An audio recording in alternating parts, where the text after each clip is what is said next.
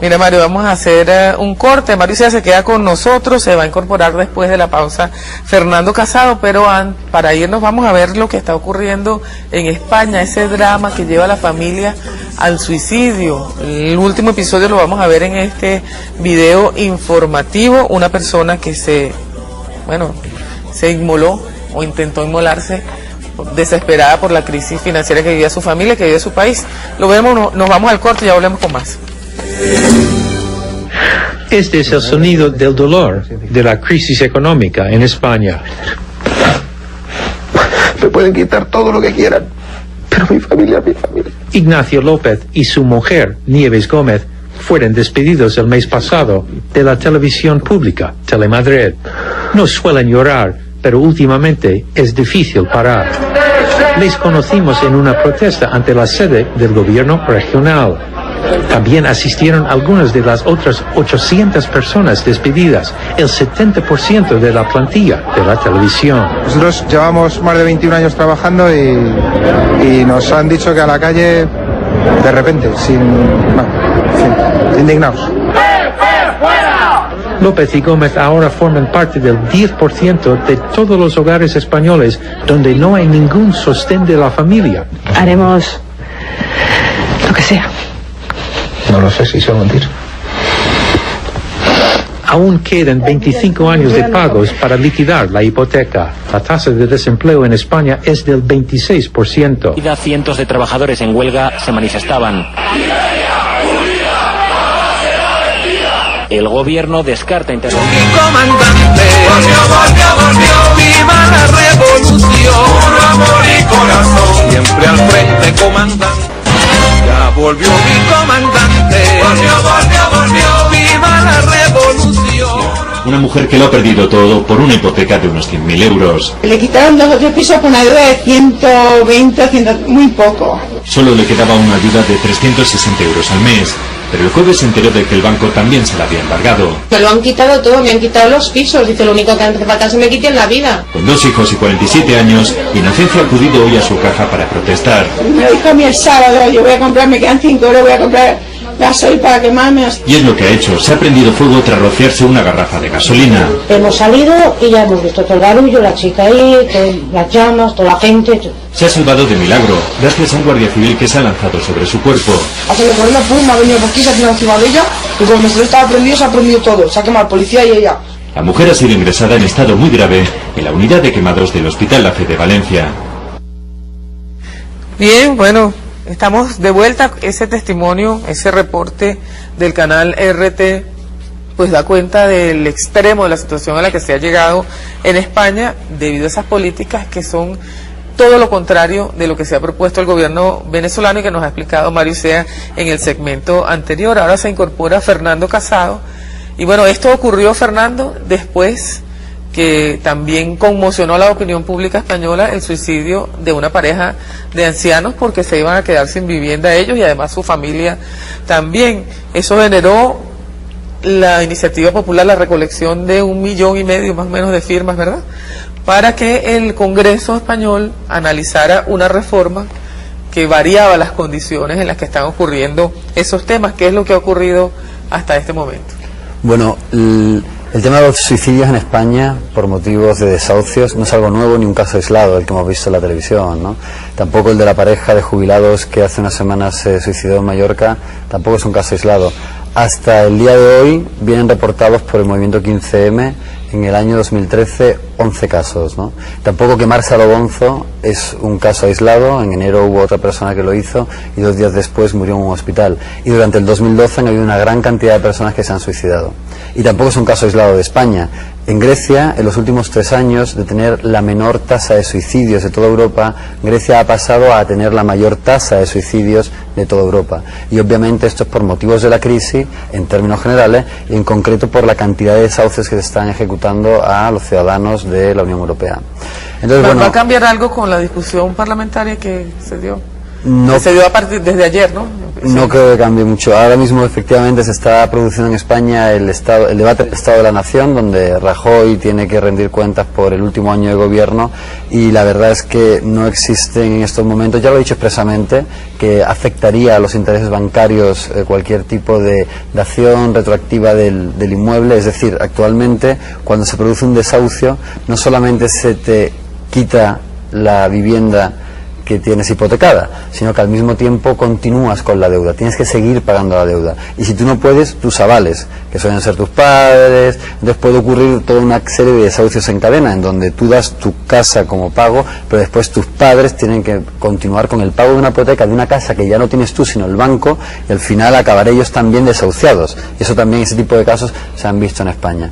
Entonces el movimiento Stop Desahucios, que trata de que se haga una serie de reformas, llegó a recolectar efectivamente, como has mencionado, 1,5 millones de firmas para que dejaran de continuar con las hipotecas o con la deuda una vez que se entregue la vivienda, para que las personas también puedan seguir con una especie de renta social habitando en las viviendas, y que durante un periodo transitorio de 5 años, si es tu vivienda principal, aunque hayas perdido la propiedad, puedas seguir habitando en ese domicilio. Es interesante que la iniciativa legislativa para hacer eso necesitaba recabar 500 000 de firmas, se lograron recabar 1,5 millones de firmas, pero no va a servir para nada, porque ya Rajoy ha dicho que eso no se va a hacer porque va a dañar los intereses de los bancos. De nuevo, si tratamos de crear una vinculación, una comparación con Venezuela, es interesante ver que esa iniciativa legislativa también existe en Venezuela, la Constitución venezolana. Sin embargo, mientras que en España no hace falta 500 000 de firmas para que el pueblo pueda plantear ante la Cámara de Representantes, ante la Cámara de Diputados o ante la Asamblea Nacional en este caso, pues una iniciativa legislativa, aquí solamente hace falta que sea el 0,1% del censo, según el artículo 204.7 de la Constitución venezolana. Y cuando nosotros miramos entonces a qué número de firmas son el que hacen falta, pues nos encontramos que si el censo electoral actualmente se halla en 19 millones, el 0,1% del censo electoral son 19.000 firmas, con lo cual son 26 veces menos ciudadanos para plantear una iniciativa legislativa. Ahora fíjate, has dicho, bueno, que se necesitaba 500 000, recogieron 1,5 millones, la iniciativa llegó al Parlamento y no se va a hacer nada porque Rajoy dijo que no. Claro. O sea, el Parlamento en este caso no pinta, o por la correlación de fuerza.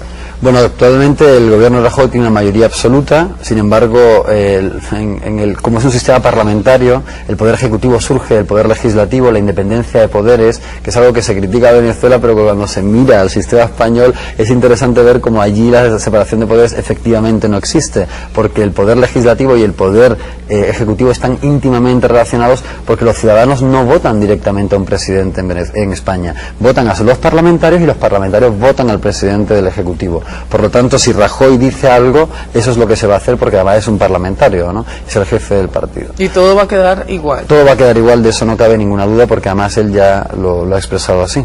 Bueno, Fernando estuvo con nosotros aquí el lunes y nos acompañó a recibir esa grata noticia del retorno del presidente Chávez.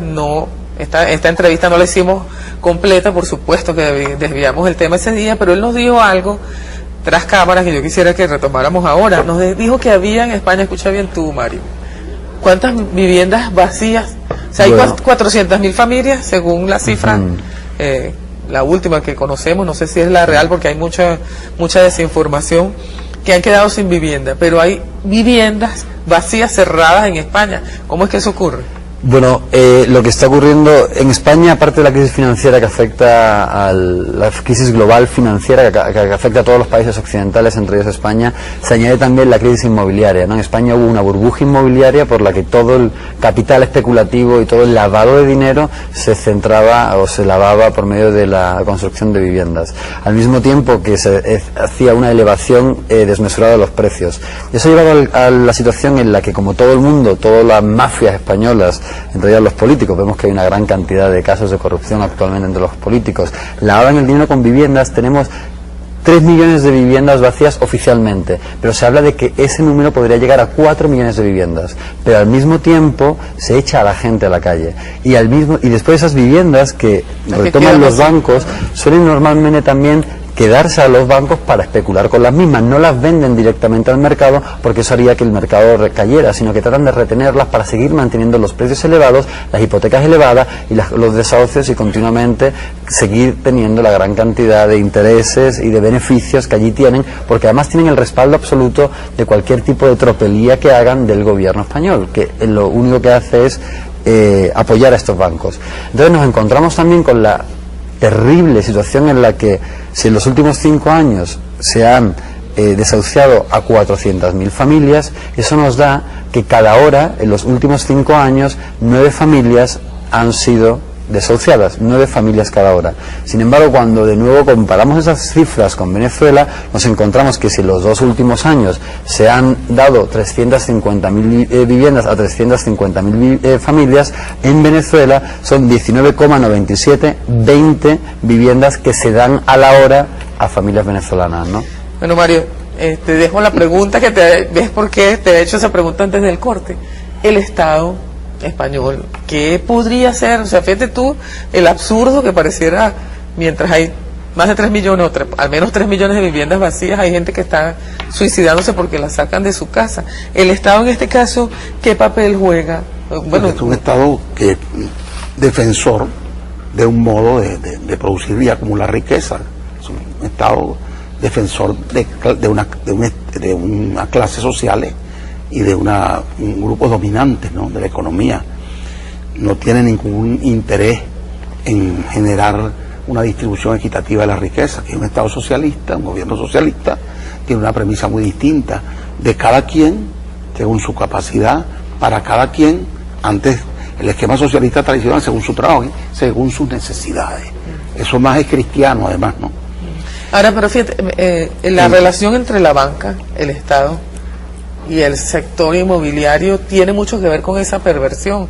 ¿Qué es lo que ocurre allá y qué es lo que estamos haciendo aquí para evitar? No, obviamente el sector de gobierno en España está vinculado al sector financiero, ¿no? Y en general el capitalismo y el esquema neoliberal del flujo libre de capitales favorece todo el desenvolvimiento de inversiones golondrinas, lo que pasó aquí en todos los años 90, ¿no?, de lo cual nosotros nos estamos sacudiendo, rompiendo con el Fondo Monetario Internacional, con esos esquemas de financiamiento de desarrollo, entre comillas, que se concentró en crecimiento económico de algunos sectores. Y el camarada citaba un factor, el lavado de dinero, que aquí también ha sido un factor especulativo en la vivienda. Aquí el narco comenzó a invertir en fincas en la frontera y en viviendas en las grandes capitales del país. El Estado tiene que entrar como el gran regulador. El mercado es una relación y toda relación es regulable, y el Estado tiene que regular esa relación para favorecer la equidad, la igualdad. En el caso del Estado español, está favoreciendo la desigualdad, está favoreciendo al sector financiero. Ellos plantean que, estabilizado el sector financiero, la inversión pues produciría crecimiento económico. Aquella teoría del vaso lleno, ¿no? Y estamos acumulando, los que acumulan algún día acumularán tanto que se derrama y lloverá sobre el resto, ¿no? Bueno, en el capitalismo salvaje ni siquiera les ha bastado a estos países cúpula con mantenernos explotados a nosotros en América Latina, en el África, etcétera, y mantenían cierto estado de bienestar en sus países, pero la sed de acumulación es tan grande que están sobreexplotando a sus propios coterráneos, a sus propios habitantes de sus propios países. Esa crisis terminará en violencia, Tania. No puede terminar de otra manera. ¿Cómo hace una nación que acaba todos los mecanismos constitucionales, legales, pide una reforma legal? Aquí basta con que 3 diputados propongan una reforma a una ley para que se considere. 3 diputados o la firma de un número pequeño, 19.000 personas, ciudadanos, que se recogen con facilidad. Aquí el 20% registro electoral permanente puede pedir un revocatorio al presidente de la República y puede ser válido con la participación del 25%.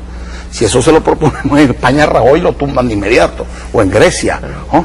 De manera que es terrible, y esto es un cuero seco.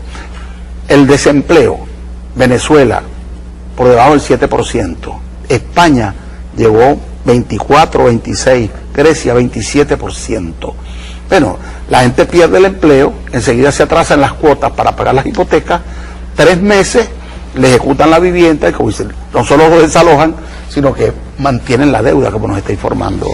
Para una conclusión para Fernando, él lo ha dicho, está conjugada toda la crisis, pues, desempleo, este tema de la vivienda, más otros elementos que tienen que ver allí en España. La organización popular allí, ¿en qué medida, tú mencionaste una organización, en qué medida puede presionar para ejecutar cambios? O sea, ¿cuál es la visión? ¿Qué esperanza tiene el pueblo español para no seguir viviendo esta tragedia? Porque es una tragedia. España la única solución que tiene es tratar de hacer cambios a nivel estructural, no cambios, pequeños cambios en los cuales se tenga fe en los políticos que actualmente están en España. ¿Por qué? Porque hablaban antes el compañero Isea de la diferencia entre la visión socialista y la diferencia entre la visión capitalista. Y es así, ¿no? Cuando nosotros atendemos a la comparación entre la Constitución venezolana y la Constitución española, nos damos cuenta de lo siguiente. En España el derecho a la vivienda como derecho social no es un derecho humano, aunque aparece establecida como derecho. Pero el capítulo en el cual se enmarca dentro de la Constitución es de los principios rectores principios rectores económicos y sociales. ¿Eso qué quiere decir? Que aunque se llame derecho, no puede ser garantizable a los ciudadanos. Los ciudadanos no pueden reivindicar ese tipo de derechos por sí mismos. Sin embargo, acá en el artículo 19 se establece que todos los derechos humanos son interdependientes e indivisibles, con lo cual todos los derechos aquí son garantizables y pueden ser reivindicados por los ciudadanos. Entonces la diferencia entre Venezuela y España es de estructura. Desde ya el establecimiento jurídico del derecho a la vivienda es absolutamente diferente. De ahí que aquí en Venezuela se consiguiera a principios del año 2002 no solamente prohibir por el Poder Legislativo los créditos indexados o mexicanos, que eran los créditos, o sea, se convertía el interés en capital, se convertía los intereses sobre los intereses y deudas que eran impagables. Aquí, por ejemplo, gracias a, bueno, por supuesto a la acción del Poder Ejecutivo, pero también después a la validación por la jurisprudencia del Poder Judicial, se prohibieron esos códigos, esos créditos, que curiosamente el único decreto que Carmona logra hacer es, en las poquitas horas que tuvo de gobierno, es volver a la vida, restituir los códigos indexados, para que vean la importancia que tiene para el capital financiero especulativo y para la oligarquía económica ese tipo de actuaciones. Entonces, en España o se rompe por lo sano o se cambia la estructura del sistema político-económico español, o no se va a poder hacer realmente ningún cambio, porque actualmente el poder económico tiene el poder jurídico y el poder político. La Constitución ya ha dejado de ser una Constitución que vele por los intereses de los ciudadanos. Es una Constitución completamente anacrónica, a diferencia de lo que aquí ocurre en Venezuela, que es una Constitución muy moderna, una Constitución de primera plana actualmente en el orden mundial, que después otros muchos países como Bolivia, Ecuador, han seguido la misma senda y que desde luego tiene la posibilidad de renovarse.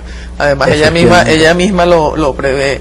Bueno, gracias a Fernando y a Mario Isea. Antes de despedirnos, mira lo que va a ocurrir en el estado Lara. Hay un encuentro nacional de tierras urbanas, y esto tiene que ver también con la misión vivienda. Eso es parte de esas leyes que se aprobaron cuando, por iniciativa además del Ejecutivo del presidente Chávez, cuando se lanzó la misión vivienda en el año 2010. El diputado Honorio Dudamel está en línea telefónica para informarnos en estos últimos minutos de qué se trata ese encuentro, por qué se está haciendo.